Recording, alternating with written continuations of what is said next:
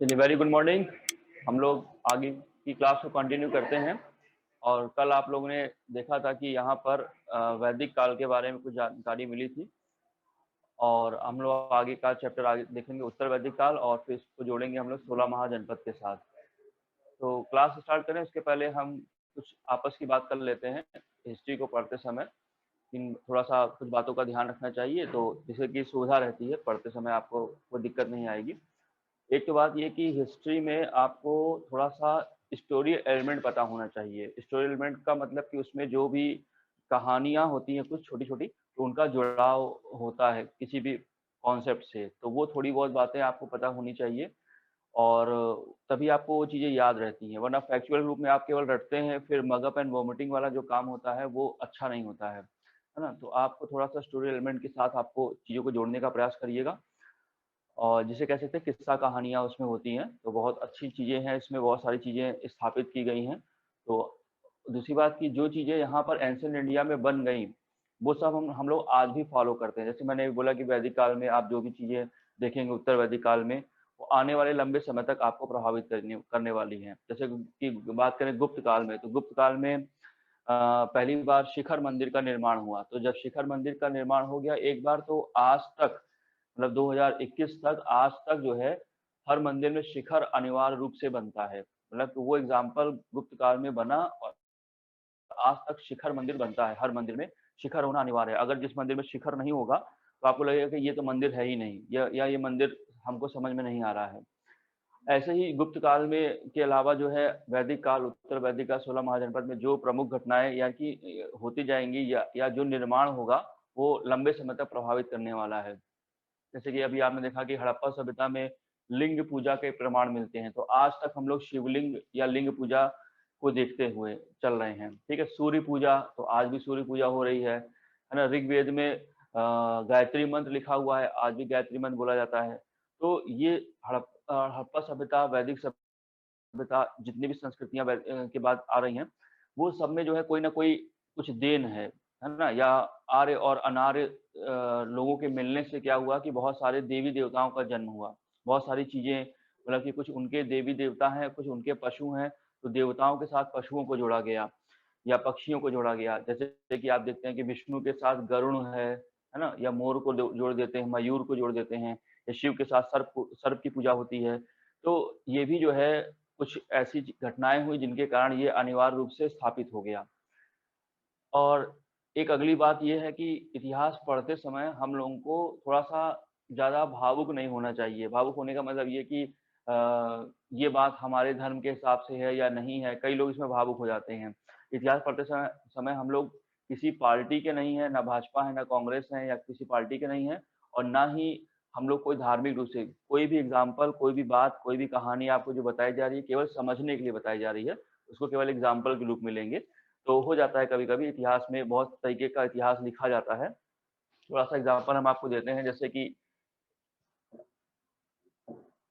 जब इतिहास लिखा जाता है तो एक इतिहास बनता है यूरोपीय इतिहास, है ना।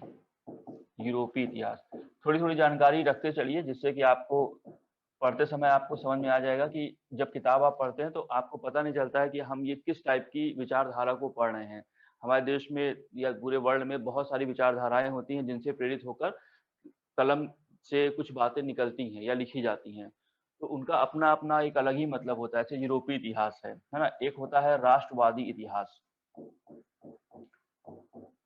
राष्ट्रवादी इतिहास पढ़ते सब है, हम लोग जाने अनजाने सब कुछ पढ़ते हैं, लेकिन हम ये समझ नहीं पाते कि ये लाइन क्यों लिखी गई है ना। एक होता है सबाल्टर्न इतिहास,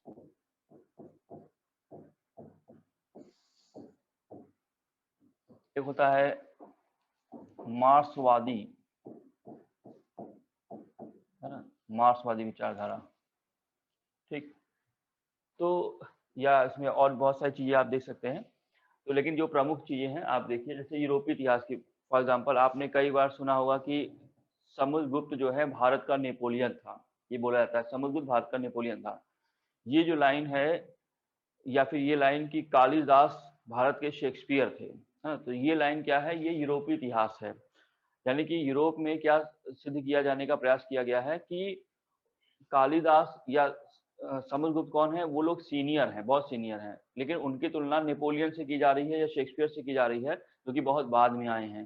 तो जूनियर को सीनियर के बराबर बताने का प्रयास किया जा रहा है कि मतलब कि वो उसके समकालीन है, तो हमेशा सीनियर को आगे रखना चाहिए। लेकिन ये कह रहे हैं कि नेपोलियन जो की तरह समुद्रगुप्त है, समुद्रगुप्त की तरह नेपोलियन नहीं है ना?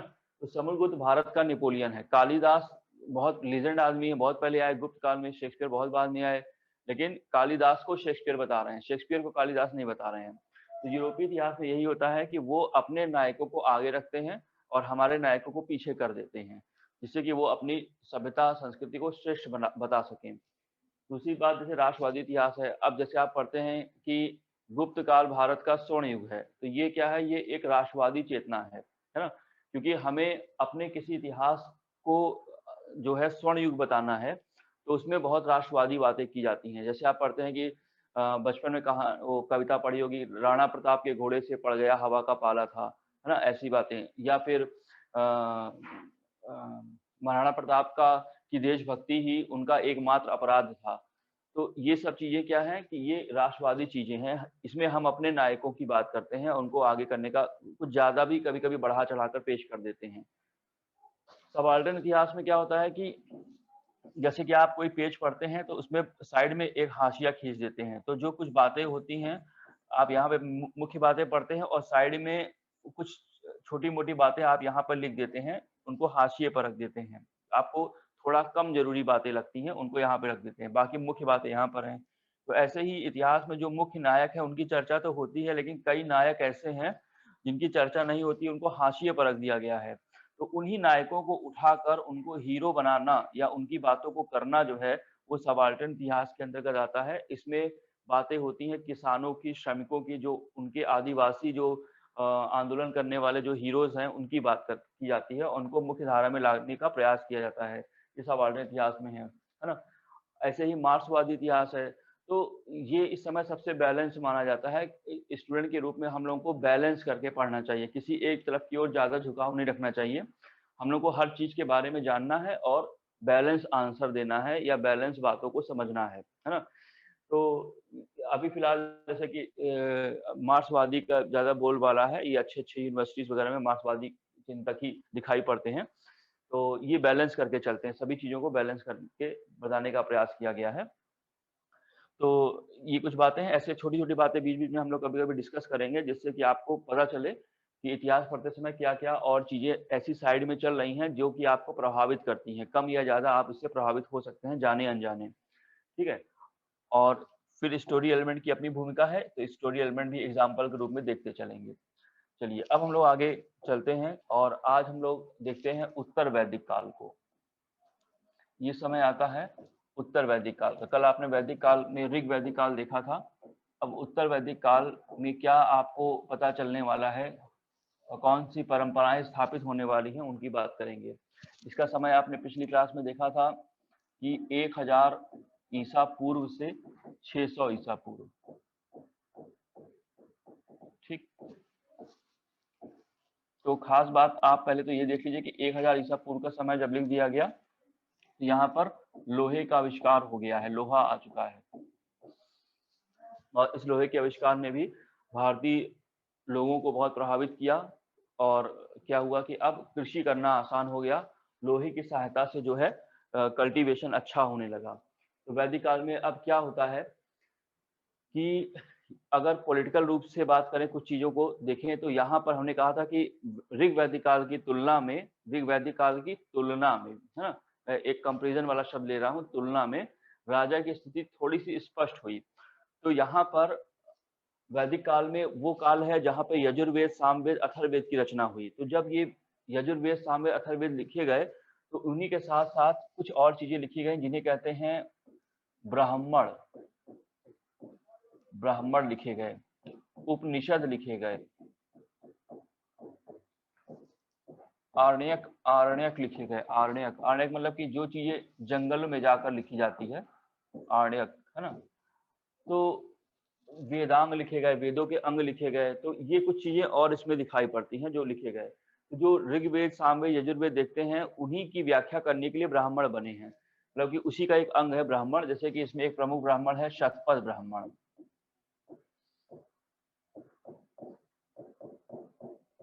ये थोड़ा सा समझने वाली बात है, शतपथ ब्राह्मण है। और एक है ऐतरेय ब्राह्मण, मतलब कि वेदों की व्याख्या कर रहा है ये।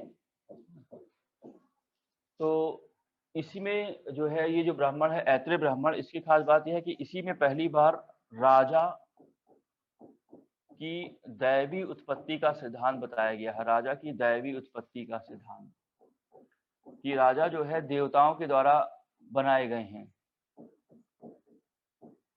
राजा की दैवी उत्पत्ति का सिद्धांत यहाँ पे प्रस्तुत किया गया है। ठीक, ये बात ऐतरेय ब्राह्मण में बताई गई है। और इसी में जो है चारों वर्णों के द्वारा किए गए कर्मों की व्याख्या की गई कि ब्राह्मण, क्षत्रिय, वैश्य, शूद्र किसको किसको क्या क्या करना चाहिए। ये बातें ऐतरेय ब्राह्मण में बताई गई है।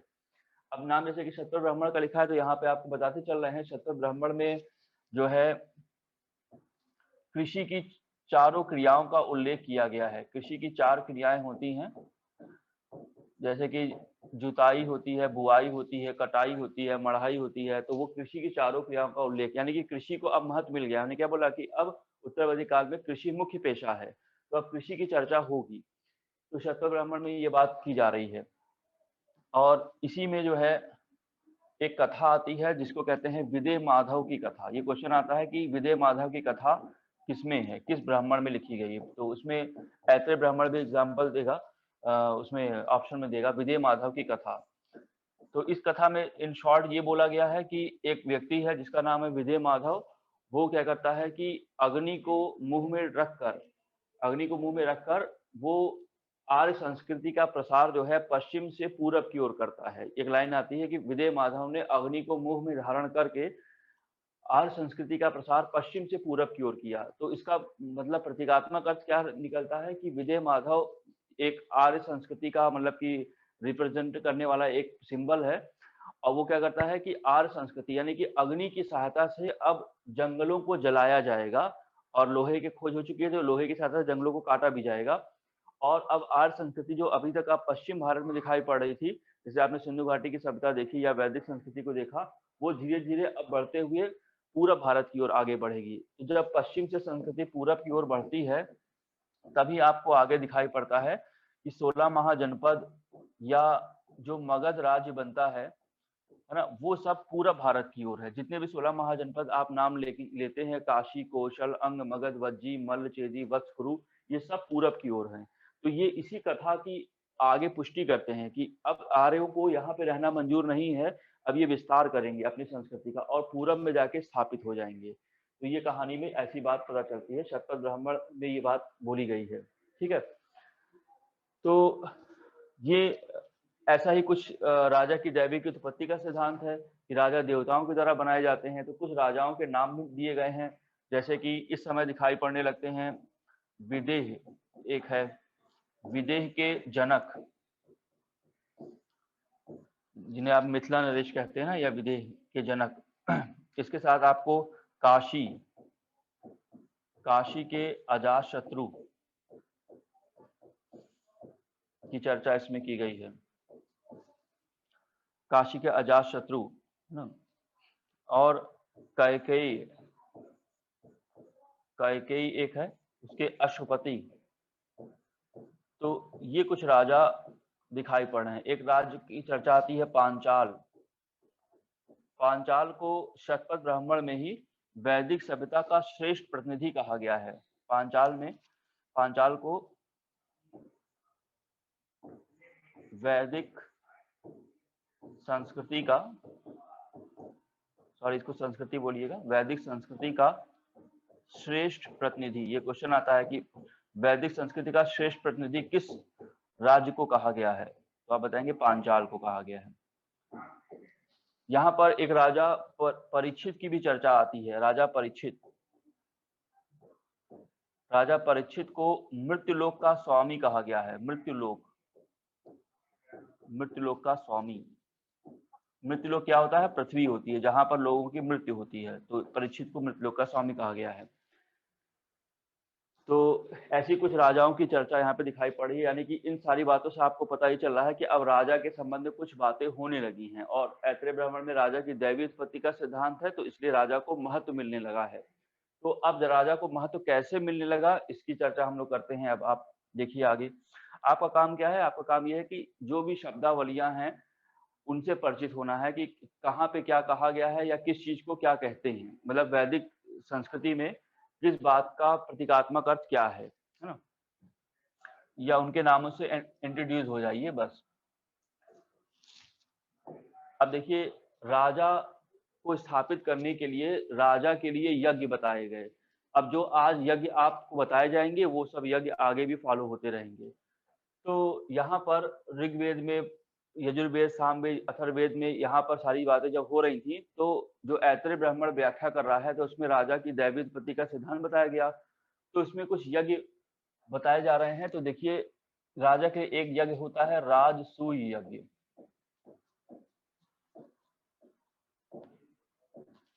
दूसरा यज्ञ आप देखेंगे अश्वमेध यज्ञ। इनसे भी क्वेश्चन आता है, कैसे आता है अभी आपके सामने रखता हूं मैं। अश्वमेध यज्ञ। एक यज्ञ होता है वाजपेयी यज्ञ। एक होता है अग्निष्टोम यज्ञ।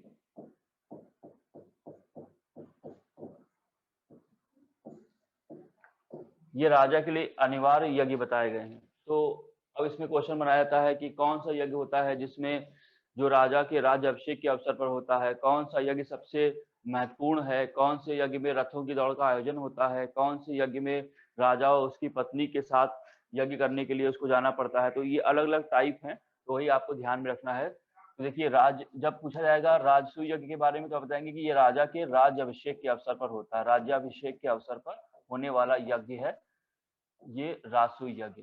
इस यज्ञ को करने के बाद ऐसा विश्वास किया जाता था कि राजा को दैवी शक्तियां मिल गई हैं, मतलब ये फिक्स कर दिया गया था कि जो राजा इसको करेगा उसको दिव्य शक्तियां मिल जाएंगी, तो वो प्रजा के द्वारा ज्यादा सम्मानित हो जाएगा। तो राजा को इसमें दिव्य शक्तियां मिल गई हैं, ऐसा बताया जाता था। दूसरी बात, अश्वमेध यज्ञ की बात करें तो इसमें एक घोड़ा छोड़ा जाता था और ये घोड़ा जो है जहां जहां भी जाता था, जिन जिन क्षेत्रों से होकर गुजरता था, वह क्षेत्र राजा का माना जाता था। और फिर जब यह राजा का घोड़ा वापस आता था तो इस घोड़े को काट कर इसकी बलि दी जाती थी और अग्नि कुंड में डाल दिया जाता था। तो ये अश्वमेध यज्ञ कहलाता था, जो कि बहुत ही महत्वपूर्ण यज्ञ माना गया है राजा के लिए। तो ये महत्वपूर्ण यज्ञ में अश्वमेध यज्ञ है और ये घोड़ा छोड़ा जाता है।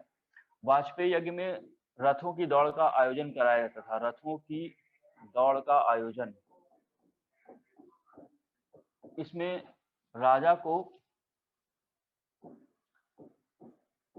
विजयी बनाया जाता था, राजा को विजयी बनाया जाता था उसके सहभागियों के द्वारा। जैसे सब लोग दौड़ना शुरू कर देते हैं, उसमें जानबूझकर राजा को आगे निकलने दिया जाता था और राजा को जीता दिया जाता था कि हाँ वो जीत गया है। तो उसके बाद राजा क्या है, सबको पार्टी देता था कि चलो भाई आज हम लोग पार्टी करते हैं। तो इसमें जो है सोम रस पिया जाता था। सोम के पौधे होते थे, उनको पीस दिया जाता था, उससे जो रस निकलता था उसे सोम रस कहते हैं। तो रथों की दौड़ का आयोजन होता था और राजा के द्वारा पार्टी दी जाती थी। यह खान पान से संबंधित यज्ञ था, है ना। भारत में दो ही काम होते हैं, पार्टी बनाई जाती है और पार्टी मनाई जाती है। तो रथों की दौड़ का आयोजन के बाद पार्टी मनाई जाएगी और यहाँ पे वाजपेयी यज्ञ में राजा को जिता दिया जाता है। अग्निष्टोम यज्ञ में क्या होता है? अग्निष्टोम यज्ञ में राजा और उसकी पत्नी को 1 वर्ष तक सात्विक जीवन व्यतीत करना पड़ता था, है ना, मतलब डिसिप्लिन में रहना पड़ता था। और उसके बाद राजा सहयोग प्राप्त करने के लिए अपने रत्नियों के घर जाता था। रत्नी की चर्चा की गई है। रत्नी का मतलब इसके प्रमुख पदाधिकारी, है ना। जैसे कि हम लोग यहाँ कोई पूजा होती है तो हम लोग खास रिश्तेदारों को या महत्वपूर्ण व्यक्तियों को बुलाने का प्रयास करते हैं, वैसे ही राजा भी रत्नियों के घर जाता था कि आपको इस यज्ञ में आना है। तो वो अग्निष्टोम यज्ञ में ऐसा होता था। तो राजा उसकी पत्नी को 1 वर्ष तक सात्विक जीवन व्यतीत करना है और यज्ञ को करने के लिए रत्नियों का सहयोग प्राप्त करना है। तो ये यज्ञ राजा के लिए बताए गए थे। तो सब में क्या क्या अलग अलग डिवीजन है वो आप समझ लीजिए। अब इसके बाद आम पब्लिक जो है, जनमानस है, वो भी पुरोहित वर्ग से कहने लगी भैया हमें भी कोई यज्ञ बताओ, राजा ही सारा यज्ञ करेगा क्या, हम नहीं करेंगे। तो पुरोहित वर्ग का काम ही था यज्ञ करना, कराना, दान देना, लेना। तो उसने कहा कि अभी लो तुम्हारे लिए भी यज्ञ बता देते हैं। तो उसने जो है जनमानस के लिए पंच महायज्ञ बताए, तो इनको कहते हैं पंच महायज्ञ। तो अब ये भी ये हम लोगों के लिए यज्ञ बता दिए गए। अब इसमें क्या होता है, पहला इन्होंने बताया कि ब्रह्म यज्ञ, दूसरा बताया इन्होंने देव यज्ञ, तीसरा बताया इन्होंने पितृ यज्ञ, चौथा बताया इन्होंने नृ यज्ञ, पांचवा बताया इन्होंने भूत यज्ञ। तो ये यज्ञ बताए गृहस्थ आश्रम में रहने वालों के लिए। तो ब्रह्म यज्ञ में क्या होता था कि इसमें जो है पठन पाठन करके, पढ़ाई लिखाई करके, अपना सिलेबस पूरा करके अपने ऋषि या अपने गुरु के प्रति कृतज्ञता व्यक्त करना। आप सुनते हैं ना कि बहुत पुराने समय में लोग गुरुकुल में पढ़ाई करते थे, उसके बाद फिर जब जाने लगते थे शिक्षा पूरी करके तो गुरु दक्षिणा मांगी जाती थी या दी जाती थी। तो वो सब इसी के अंतर्गत आता था कि आप जो भी स्टूडेंट जो है पठन पाठन कर लेता था और अपने गुरु के प्रति कृतज्ञता व्यक्त करता था दक्षिणा देकर या जैसे भी, तो गुरु की बात को पूरी करके जो उससे मांगा जाता है तो उसे ब्रह्म यज्ञ कहते थे, है ना। तो वो यज्ञ माना जाता था कि आपने पठन पाठन को अच्छे तरीके से किया है, पढ़ाई लिखाई को अच्छे तरीके से करके। आज भी देखिए जो कोई अच्छा सिंगर होता है या कोई अच्छे पुराने समय के लोग होते हैं तो अपने गुरु का नाम लेने से पहले अपना कान पकड़ लेते हैं, है ना। तो वो वही सब चीजें हैं कि गुरु के प्रति कृतज्ञता, यानी कि पूरा पढ़ाई कर लिया उसका कहते हैं कि अरे उन्होंने क्या पढ़ाया, तो हमको सब पहले से आता था, तो ये नहीं, वो हमेशा मानते हैं कि उनसे हमने सीखा है, तो वो कहलाता है ब्रह्म यज्ञ, जिसमें आपने पठन पाठन किया जिस गुरु के द्वारा। देव यज्ञ में इसमें जो है यज्ञ के द्वारा देवताओं को प्रसन्न करना, यज्ञ के द्वारा ऐसा माना जाता था कि देवताओं की प्रार्थना करेंगे तो देवता हमसे प्रसन्न होंगे और जो भी हम यज्ञ में डालेंगे वो देवताओं तक पहुंच जाएगा। पितृ यज्ञ में आप जानते हैं कि पितरों का तर्पण किया जाता था, जो श्राद्ध वगैरह किया जाता है तो वो पितरों का तर्पण है। नृ यज्ञ को अतिथि यज्ञ भी कहते हैं, अतिथि यज्ञ। ये यज्ञ भी हम सब करते ही रहते हैं। अतिथि यज्ञ में क्या होता है कि कोई भी आपके घर में अतिथि आता है तो उसको खूब बढ़िया से खाना पीना, सारे पकवान बना के खिलाने हैं अच्छे तरीके से, है ना।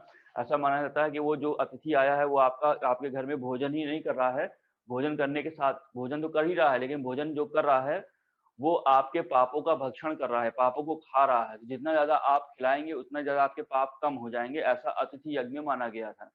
तो ये यज्ञ करके लोग जो है एक दूसरे का सम्मान भी देते थे। अब ऐसा नहीं है कि अतिथि वो होते हैं कि जो हमारे बुआ आ गई, मौसी आ गई, तो ये अतिथि नहीं है, ये क्या है, तो रिलेटिव हैं। अतिथि वो होते हैं जो बिना बुलाए आते थे। पहले समय में परंपरा थी, लोग जाते थे लंबी लंबी यात्रा पर, तो फिर रात वगैरह हो गई या समय ऐसा हुआ दोपहर का नहीं आगे जा सकते हैं, थक जाते हैं, तो किसी के भी मकान में नॉक करते थे, तो फिर वो व्यक्ति जो है उनका सम्मान करता था। और ऐसा ही उस व्यक्ति के साथ भी होता था, वो भी कभी यात्रा करने जाता था तो उसको भी ऐसे ही सब सुविधाएं मिलती थी। उस समय ये एक सिस्टम बनाया गया था कि अतिथि यज्ञ करना है, जो भी आता है उसका सम्मान करना है, तो ये नृ यज्ञ के रूप में जाना गया या अतिथि यज्ञ के रूप में जाना गया है। अब भूत यज्ञ में देखिए इसमें क्या होता है कि सभी प्राणियों के प्रति कृतज्ञता के तौर पर, जैसे कि चींटी, श्वान, श्वान मतलब कुत्ता, चींटी, श्वान, पक्षी, इनको जो है भोजन कराना, तो ये कहलाता है भूत यज्ञ। कि जो भी कुछ हमारे यहाँ प्रोडक्शन होता है वो उसमें केवल मनुष्य का ही योगदान नहीं है, इन सब पशु पक्षियों का भी योगदान होता है, जिसके कारण वो प्रोडक्शन हो जाता है। तो इसलिए हम जो है कृतज्ञता के तौर पर इनको भी भोजन कराते रहना चाहिए, ऐसा बताया गया है। तो भूत यज्ञ है। तो ये सभी यज्ञ कम या ज्यादा हम सब आज भी करते हैं, ये स्थापित हो चुका है एंशिएंट इंडिया में और हमको प्रभावित कर रहा है आज भी। तो ये गृहस्थ आश्रम में रहने वालों के लिए यज्ञ है। ठीक, चलिए आगे बढ़ते हैं। पंच महायज्ञ के बाद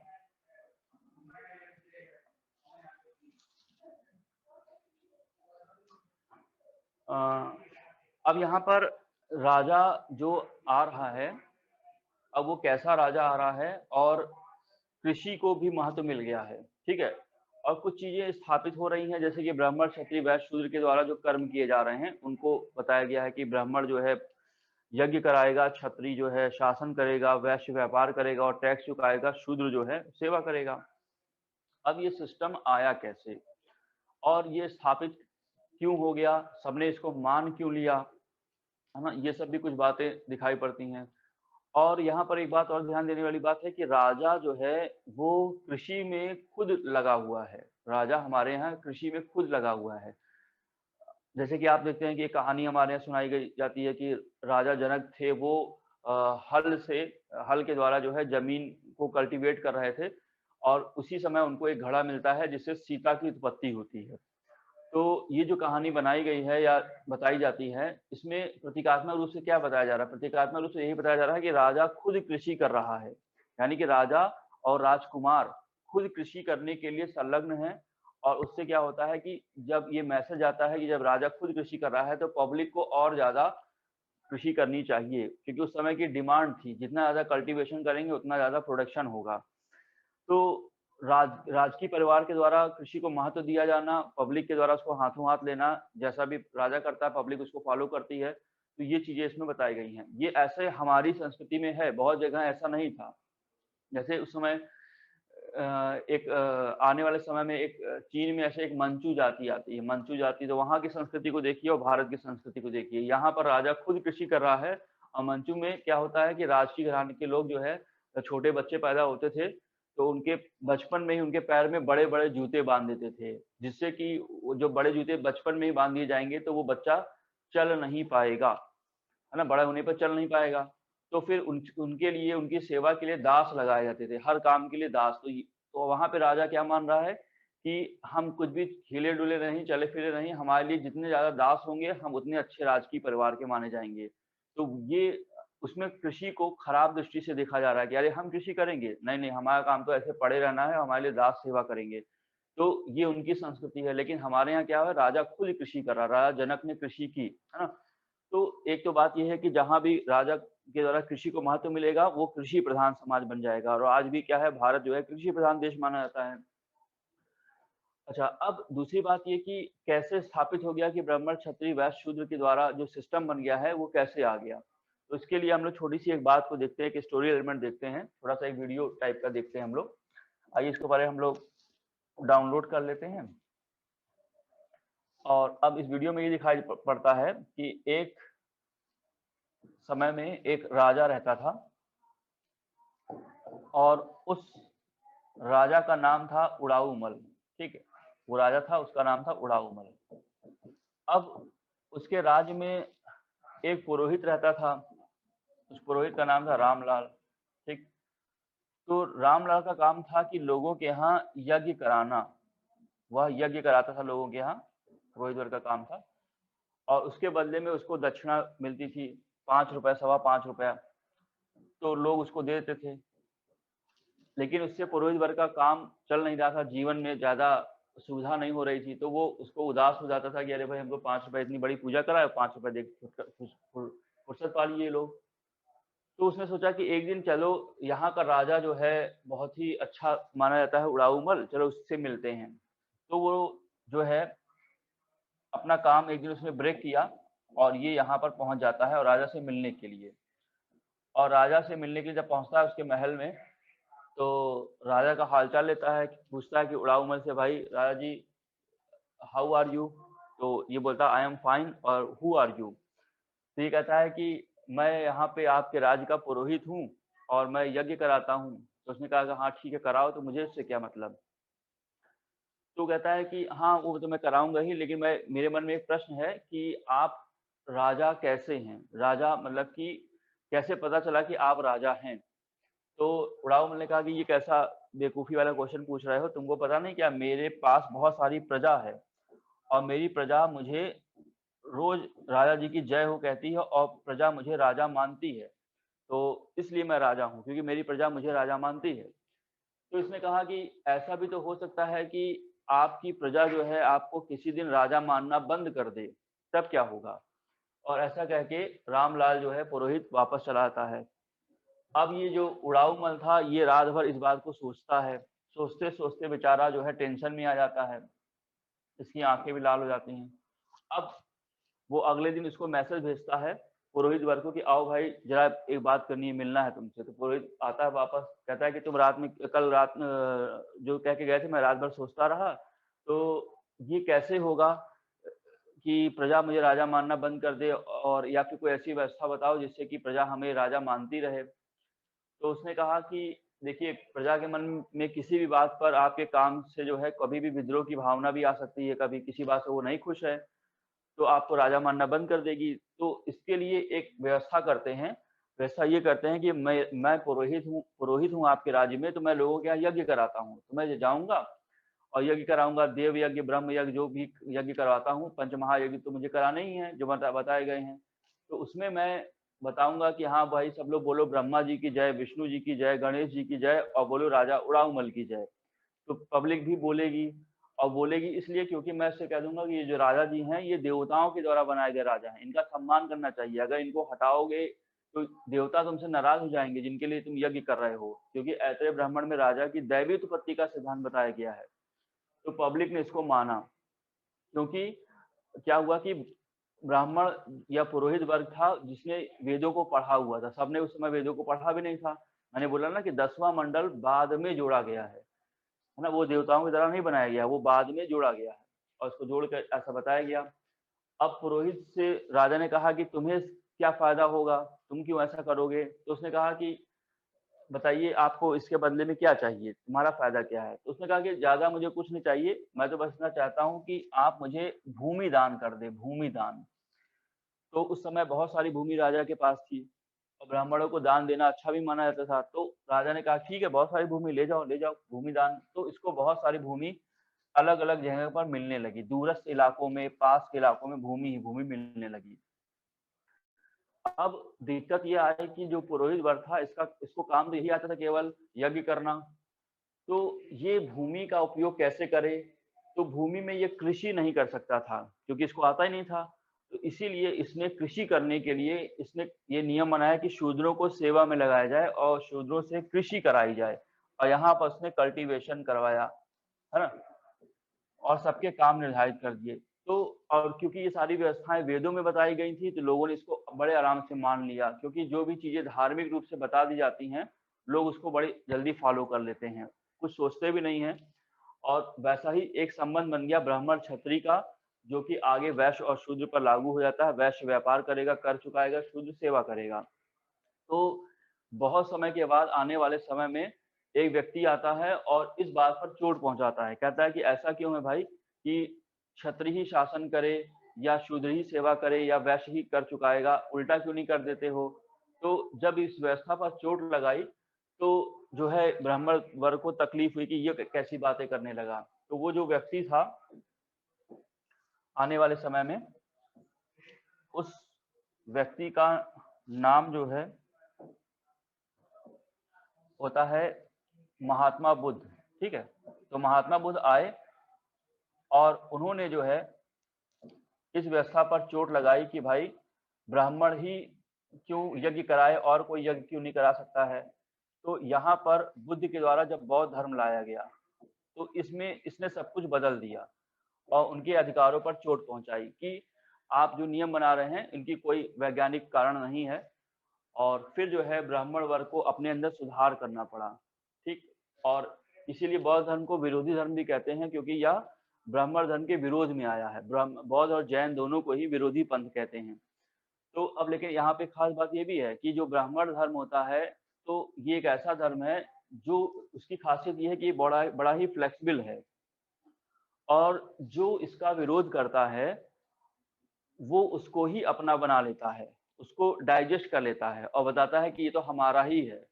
जब महात्मा बुद्ध ने इनका विरोध किया, तो एक दिन ऐसा हुआ कि जब ज्यादा बोलबाला हो गया बौद्ध धर्म का, सारे लोग बुद्धम शरणम गच्छामि, धम्मम शरणम गच्छामि करने लगे, सब इनकी दुकान पे चले गए, इनकी दुकान खाली हो गई। तब इन्होंने कहा कि रुको रुको रुको, अभी हम कुछ करते हैं। तब इन्होंने क्या किया, देखिए इस बात को।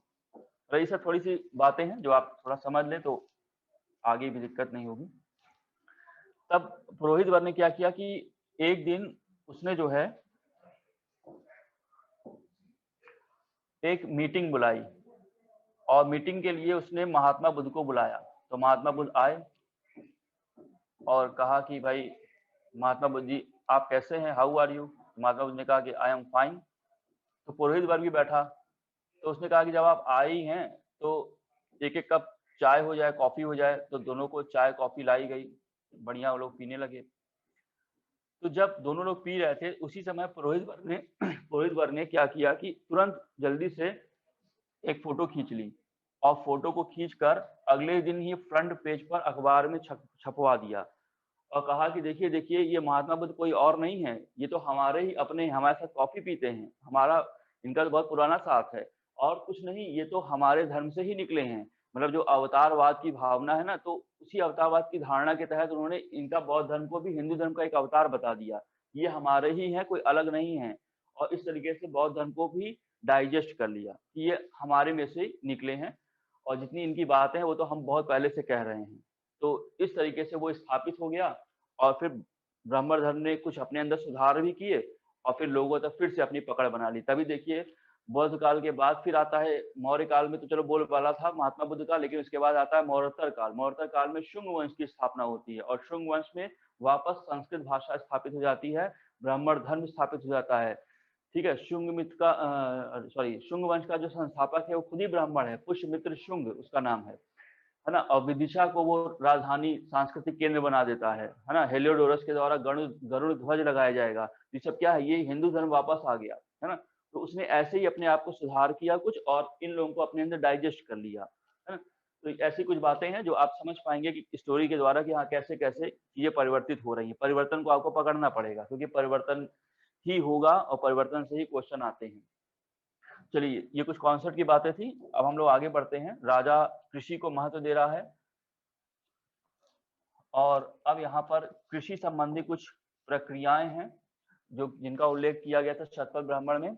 और एक काठक संहिता है, काठक संहिता। उसमें जो है पहली बार 24 बैलों के द्वारा खींचे जाने वाले हल का उल्लेख मिला है। 24 बैल के द्वारा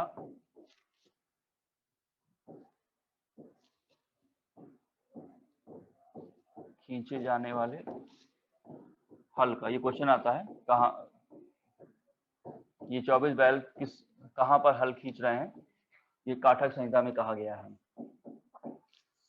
इसके अलावा आप देख सकते हैं कि कृषि से संबंधित कुछ चीजें हैं, जैसे कि लांगल। क्वेश्चन आता है लांगल क्या था, तो लांगल के बारे में आप बताएंगे ये हल था। ये शब्दावलियां हैं, लांगल हल था। पर्जन्य, पर्जन कहते हैं बादल को। सीता, जहां भी सीता शब्द आएगा वो कृषि से संबंधित कोई बात होगी। तो ये हल से बनी नालियां, हल से बनी नालियां।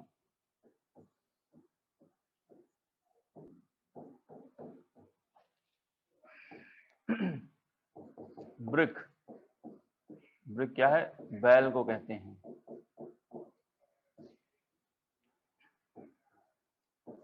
उर्दर, उर्दर अनाज मापने का यंत्र, अनाज मापने का यंत्र।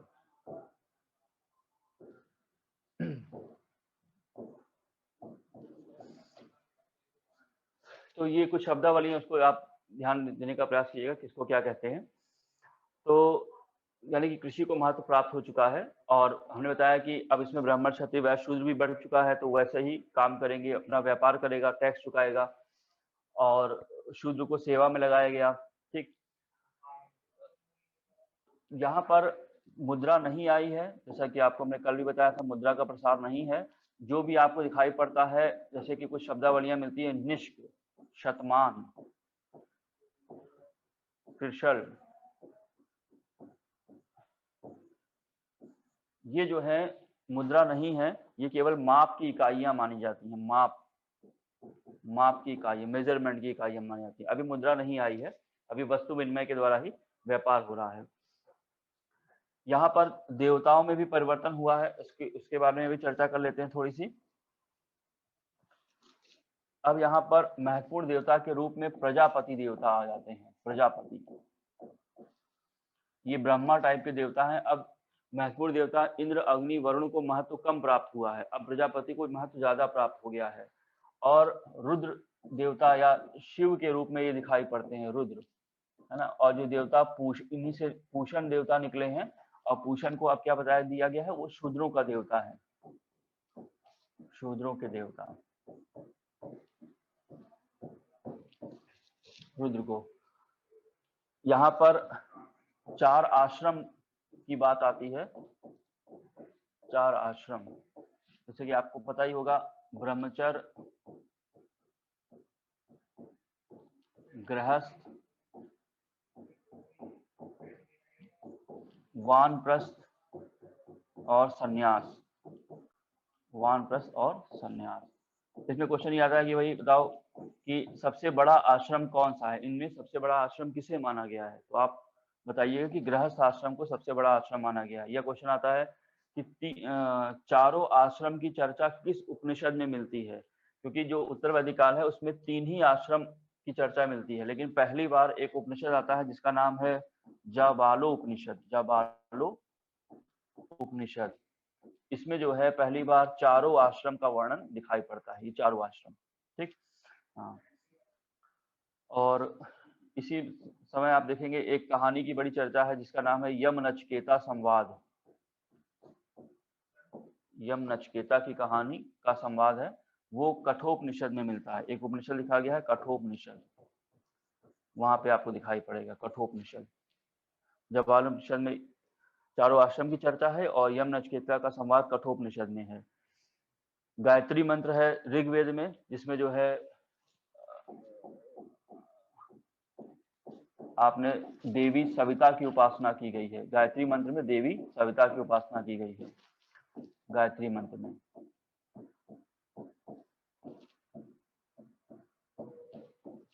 ठीक, निष्काम कर्म मतलब कि कर्म करो, फल की चिंता मत करो, तो इसकी व्याख्या जो है एक ईशोपनिषद है उसमें की गई है, ईशोपनिषद। ठीक, तो ऐसी कुछ बातें यहाँ पे आपको दिखाई पड़ती हैं। तो ये जो शब्दावलियां हैं या जो आश्रम की चर्चा है, ये भी थोड़ा सा ध्यान रखिएगा। अब इसके बाद ये उत्तर वैदिक काल की बातों को हम यहाँ पे समाप्त करते हैं, और उत्तर वैदिक काल के बाद अब आपको दिखाई पड़ेगा 16 महाजनपद। तो 16 महाजनपद में अब ये क्या है, ये भारत का दूसरा नगरीकरण है। तो दूसरे नगरीकरण में क्या होता है, और इसमें 2 पार्ट हो जाते हैं, उसको भी थोड़ा समझ लेते हैं कि 16 महाजनपद जो आता है उत्तर वैदिक काल के बाद, यानी कि ग्रामीण संस्कृति के बाद जो 16 महाजनपद है, ये एक चैप्टर के रूप में है आपके सामने 16 महाजनपद। और इसमें क्या है कि इसका जो समय है, समय की बात करेंगे तो इसका समय है 6ठी शताब्दी ईसा पूर्व,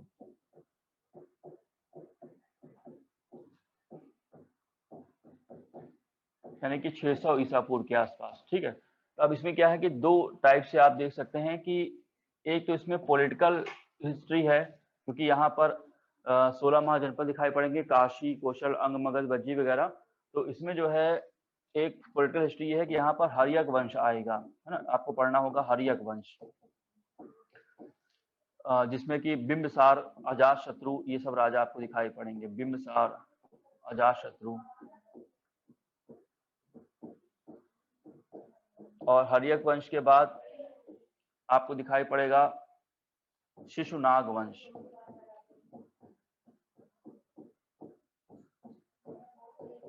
और शिशुनाग वंश के बाद आपको दिखाई पड़ेगा यहाँ पर नंद वंश,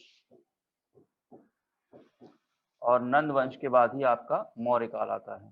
ठीक, तो ये क्रम है, इसके बाद कौन आता है। ठीक, तो ये पॉलिटिकल रूप से 16 महाजनपद में होगा, क्योंकि अब काम क्या है कि जो महत्वाकांक्षी राज्य है मगध, 16 महाजनपद में मगध का भी नाम आता है। तो मगध क्या है, वो महत्वाकांक्षी है, क्योंकि उसको अच्छे अच्छे राजाओं की सेवा मिल जाती है, बिंबिसार, अजातशत्रु जैसे लोग, तो ये सब मगध में है। तो मगध क्या करेगा, एक एक जनपद पर आक्रमण करेगा और सबको मगध साम्राज्य में मिला लेगा। तो आपसे क्वेश्चन आएगा कि बताओ भाई, काशी को किसने मिला लिया, जो महत्वपूर्ण है, काशी को किसने मिलाया, वज्जी संघ को किसने मिलाया, तो ये पॉलिटिकल हिस्ट्री में आप जानेंगे।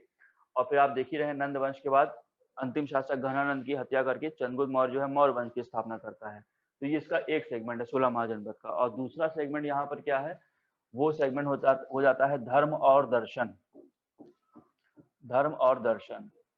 और यहीं पर आपको पढ़ना पड़ता है बौद्ध धर्म और जैन धर्म। यहाँ पर बौद्ध और जैन की बात करते हैं, क्योंकि ये समकालीन लोग हैं, मतलब बौद्ध और जैन समकालीन है 16 महाजनपद में। आपको बताया चले महात्मा बुद्ध के समकालीन राजा का नाम है अजातशत्रु, है ना, वो उनका समकालीन है। बिंबिसार ने खुद महात्मा बुद्ध का स्वागत किया हुआ है। अजातशत्रु के समय ही महात्मा बुद्ध की मृत्यु होती है 483 ईसा पूर्व में, और पहली बौद्ध संगति का आयोजन अजातशत्रु के समय में राजगृह में होता है। तो इस तरह से हम लोग देख सकते हैं कि दोनों समकालीन हैं, लेकिन इनकी पॉलिटिकल हिस्ट्री अलग है और इनका धार्मिक चीजें हैं, धर्म दर्शन, वो हम लोग अलग पढ़ेंगे। पढ़ना आसान होता है बौद्ध धर्म, पढ़ना आसान होता है जैन धर्म, लेकिन जब कंपैरिजन करते हैं तब दिक्कत होती है। एक पढ़ेंगे तो कोई दिक्कत नहीं, जब आपको दोनों पढ़ने को, दोनों चीजें आपके सामने आ जाती हैं, तब आपको कंपेयर करने से क्वेश्चन आता है कि उसका कंपेयर करके कि महात्मा बुद्ध ने क्या कहा था, महावीर ने क्या कहा था, उन्होंने क्या नहीं कहा था, क्या अलग है, उनके सिद्धांत अलग हैं, उनके त्रिरत्न अलग हैं, उनके त्रिरत्न अलग हैं, दोनों के अलग अलग हैं, उनके दर्शन अलग हैं। तो वो सब आपको कंपेरिजन करना है। कोई आत्मा को मानता है, कोई आत्मा को नहीं मानता है, कोई ईश्वर को मानता है, कोई ईश्वर को नहीं मानता है, तो कौन क्या कह रहा है, ये थोड़ा सा ध्यान रखना पड़ता है। इसीलिए इसको एक अलग सेगमेंट के रूप में हम इसको पढ़ाएंगे, और ये जो है आपको अलग सेगमेंट के रूप में पढ़ाएंगे। जब ये दोनों चीजें हो जाएंगी उसके बाद फिर हम लोग मौर्य काल की ओर आएंगे। ठीक है, इतना पढ़ेंगे, उसके बाद धर्म दर्शन पढ़ेंगे और फिर मौर्य काल की ओर आएंगे। तो इस तरीके से आगे बढ़ना है।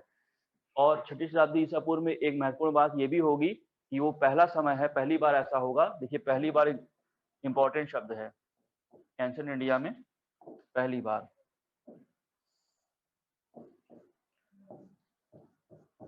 जब भी आप शब्द देखें पहली बार अग्नि का आविष्कार, पहली बार कृषि का आविष्कार, तो आप समझ जाइए इंपॉर्टेंट है। पहली बार ऐसा होगा कि मुद्रा आएगी, अब मुद्रा का प्रसार होगा। तो आपसे कोई पूछे कि बताओ भारत में मुद्रा कब आई, तो आप बताएंगे कि वो 6ठी शताब्दी ईसा पूर्व में आई। तो वो कहेगा कि समझ में नहीं आया, क्या मतलब, तो कहिएगा कि बुद्ध काल में आई। जब महात्मा बुद्ध का समय आया तो वो अपने साथ मुद्रा वगैरह लेकर आए थे। एक हाथ में बौद्ध धर्म लेके आए, एक हाथ में मुद्रा लेकर आए, तो मुद्रा अपना काम करेगी। ठीक, तो उसको आप देखेंगे। तो ये समय महत्वपूर्ण है, जिसको आपको चर्चा पर चर्चा के द्वारा जो है समझना है, और इसके स्टोरी एलिमेंट को जानेंगे। और पहला आक्रमण होगा और उसका नाम होगा पारसिक साम्राज्य के द्वारा या हखामानी साम्राज्य के द्वारा। हम लोग गलती से जब कहा जाता है कि भारत पर पहला आक्रमण कब हुआ, तो हम लोग सिकंदर लगा देते हैं, जबकि सिकंदर मकदूनिया का शासक है और सिकंदर के द्वारा भारत पर पहला आक्रमण नहीं हुआ है। इसके पहले ईरान का हखामानी साम्राज्य है, जिसको साइरस ने बनाया था, और उसका उत्तराधिकारी होता है दारा। तो दारा के द्वारा भारत को पर आक्रमण किया था, लेकिन वो बहुत अंदर नहीं आता है, वो थोड़े से बॉर्डर के क्षेत्र पर ही रहता है, लेकिन वो करता है आक्रमण। और दारा आगे बढ़े उसके पहले सिकंदर फिर आ जाता है, और सिकंदर दारा को पराजित कर देता है, जिसके कारण ईरान का हखामानी साम्राज्य पीछे छूट जाता है और सिकंदर आगे बढ़ जाता है। तो पहला आक्रमण किसने किया है? ईरान के हखामानी साम्राज्य ने किया है, ये ध्यान रखिएगा। ईरानियों से के आक्रमण का प्रभाव क्या पड़ा है? प्रभाव आगे ये पड़ा है कि हमने उनसे अभिलेख उत्कीर्ण करने की परंपरा को सीखा है। अभिलेख, जिसका प्रयोग अशोक ने बहुत अच्छे तरीके से किया था। अशोक ने उन्हीं से सीखा कि अभिलेख को बनाना चाहिए और उसमें राजा की आज्ञाएं लिखवानी चाहिए। जैसे उसने लिखा है सारी प्रजा मेरी संतान है, तो उसने वहीं से सीखी, जिससे कि सब लोग एक ही बार में जान जाओ कि राजा अशोक क्या कह रहा है। तो अभिलेख लिखने की परंपरा जो है हमने ईरानियों से सीखी है, ये आप देखेंगे। अब फिर ये भी देखेंगे कि सिकंदर के आक्रमण से भारत पर क्या प्रभाव पड़ा, उनसे हमने क्या सीखा। तो ऐसे प्रभाव भी आपको देखते चलना है, और उसी प्रभाव से परिवर्तन उत्पन्न होता है। जो परिवर्तन होता है उससे क्वेश्चन आते हैं, तो आप इसको देखेंगे। ठीक है, तो आज इतना ही करते हैं। कल नेक्स्ट क्लास में हम लोग जो है 16 महाजनपद स्टार्ट करेंगे और हर्यक वंश या बिंबिसार से शुरू करेंगे। ठीक है, आज के लिए धन्यवाद, थैंक यू।